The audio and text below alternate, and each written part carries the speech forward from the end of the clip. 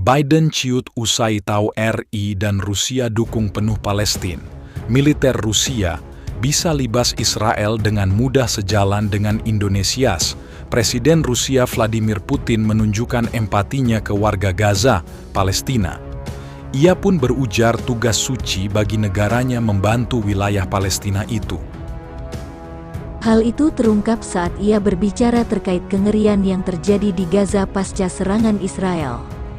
Pernyataan itu keluar sehari setelah konferensi video darurat terkait Gaza diselenggarakan pemimpin BRICS, Brasil, Rusia, India, China, Afrika Selatan, AFSEL. Dalam pemaparannya, Putin mengatakan Moskow memiliki kewajiban moral untuk memberikan bantuan kemanusiaan kepada penduduk sipil di Gaza. Pemimpin Rusia itu kemudian menggambarkan pemberian bantuan kepada warga sipil Palestina di Gaza sebagai tugas suci. Ini adalah misi yang sangat penting, bersifat kemanusiaan, dan mulia. Kita perlu membantu orang-orang yang menderita akibat kejadian yang sedang berlangsung, ungkapnya dikutip Russia Today. Sebelumnya, ia mengatakan kepada para pemimpin BRICS bahwa dirinya tersentuh oleh video yang menggambarkan anak-anak Palestina dioperasi tanpa anestesi. Kematian ribuan orang, ujarnya, adalah keprihatinannya yang paling mendalam.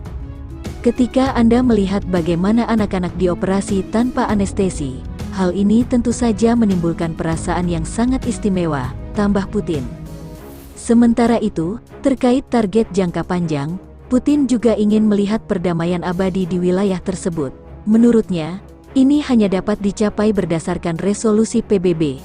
Sebelumnya yang menyerukan pembentukan dua negara, Israel dan Palestina.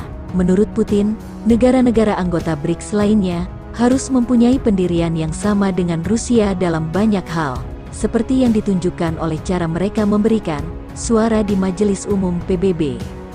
Kelompok ini dapat memainkan peranan yang penting, catatnya. Konflik antara Israel dan Hamas pecah pada tanggal 7 Oktober silam. Serangan Hamas ke wilayah selatan Israel, akibat serbuan ke Al-Aqsa awal tahun dan pendudukan Yahudi, pemerintah PM Benyamin Netanyahu kemudian membalas dengan melakukan pemboman sporadis ke wilayah Gaza hingga hari ini. Netanyahu menyebut negaranya sedang dalam perang dan tujuannya saat ini adalah untuk memusnahkan Hamas. Direktur Eksekutif UNICEF Catherine Russell mengatakan kepada Dewan Keamanan PBB bahwa jalur Gaza adalah tempat paling berbahaya di dunia. Bagi anak-anak, dampak sebenarnya dari perang terbaru di Palestina dan Israel ini akan diukur dari kehidupan anak-anak mereka yang hilang akibat kekerasan dan mereka yang selamanya berubah karenanya, katanya.